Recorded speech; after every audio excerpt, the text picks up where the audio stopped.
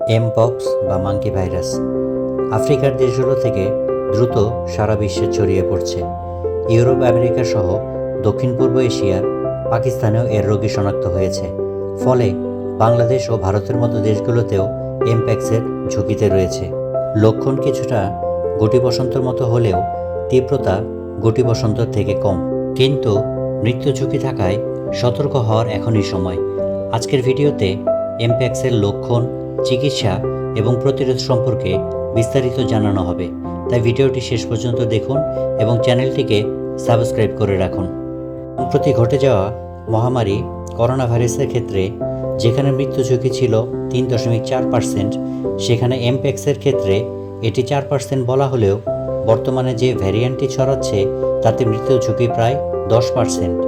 এর মানে প্রতি 100 জন আক্রান্ত রোগীর মধ্যে 10 জনের মৃত্যু হতে পারে। এমপক্স একটি ভাইরাসজনিত প্রাণীবাহিত রোগ।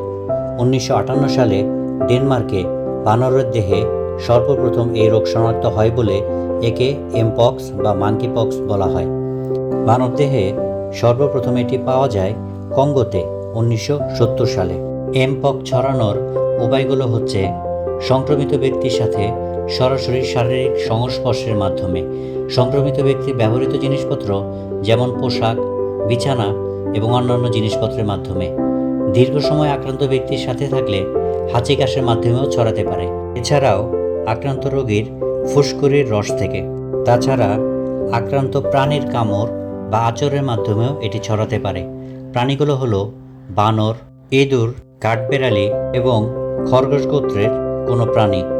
তবে সাধারণত গৃহপালিত প্রাণী যেমন গরু, ছাগল, ভেড়া, মহিষ, হাঁস বা মুরগির মাধ্যমে রোগটি ছড়ায় না। এমপ্যাক্সের লক্ষণগুলো হলো ফুসকুড়ি, যা মুখ থেকে শুরু করে হাতের তালু, পায়ের তালু সহ সারা শরীরে ছড়িয়ে পড়ে। সাধারণত জ্বর শুরু হবার 3 দিনের মধ্যে শরীরে ফুসকুড়ি দেখা যায়। জ্বর ও ফুসকুড়ি বাদে আরও থাকতে পারে প্রচণ্ড মাথা ব্যথা, মাংসে ব্যথা, শরীরের লসিকা গ্রন্থি ফুলে যাওয়া কিংবা ব্যথা হওয়া, প্রচণ্ড দুর্বল অনুভব করা। এমপক্স সাধারণত লক্ষণ শুরুর 2 থেকে 4 সপ্তাহ পর্যন্ত স্থায়ী হয়। ফুসকুড়ি দেখা দেওয়ার সময় থেকে ফুসকুড়ির খোসা পড়ে যাওয়া পর্যন্ত আক্রান্ত ব্যক্তি রোগ ছড়াতে সক্ষম। সবচেয়ে বেশি ঝুঁকিতে থাকে নবজাতক শিশু, গর্ভবতী নারী, যাদের রোগ প্রতিরোধ ক্ষমতা একবারেই কম, যেমন অনিয়ন্ত্রিত ডায়াবেটিস, কিডনি রোগী, ক্যান্সারের রোগী এবং এইডস আক্রান্ত রোগী। অধিকাংশ ক্ষেত্রে কয়েক সপ্তাহের মধ্যে আক্রান্ত ব্যক্তি সুস্থ হয়ে যায়। তবে কম রোগ প্রতিরোধ ক্ষমতা সম্পন্ন ব্যক্তিদের ক্ষেত্রে কিছু শারীরিক জটিলতা সৃষ্টি করতে পারে, যেমন ত্বকের সংক্রমণ বা স্কিন ইনফেকশন, নিউমোনিয়া, এনকেফালাইটিস, মানসিক বিভ্রান্তি বা মেন্টাল কনফিউশন, চোখে প্রদাহ এবং দৃষ্টিশক্তি লোপ পেতে পারে। তাই উপসর্গ দেখা দিলে সবার আগে নিজেদের অন্যদের থেকে আলাদা করুন, সাথে সাথে স্থানীয় হাসপাতালে যোগাযোগ করুন। রোগটিকে শনাক্ত করার জন্য পলিমারেজ চেইন রিঅ্যাকশন বা পিসিআর এর মাধ্যমে কনফার্ম করতে হয়। গুটি বসন্তের টিকা এমপক্সের প্রতিষেধক হিসেবে অধিকাংশ ক্ষেত্রেই কার্যকর, তবে বিশ্বব্যাপী এটি এখনও সহজলভ্য নয়।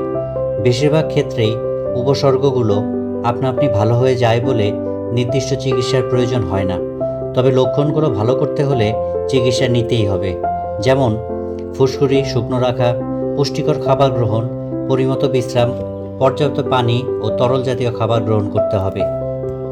তাই বিশ্ব স্বাস্থ্য সংস্থা মহামারী ঘোষণা করলেও সতর্কতা এবং প্রতিরোধই পারে আপনাকে রোগটি থেকে বাঁচাতে।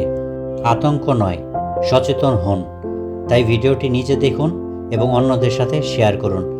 রোগটি সম্পর্কে আরও জানতে চাইলে কমেন্টে উল্লেখ করুন। আমি চেষ্টা করব আরেকটি ভিডিওতে বিস্তারিত এই রোগ সম্পর্কে বলতে। তাই সকলে ভালো থাকুন এবং আরও আপডেট পেতে চ্যানেলটিকে সাবস্ক্রাইব করে রাখুন। ধন্যবাদ সকলকে।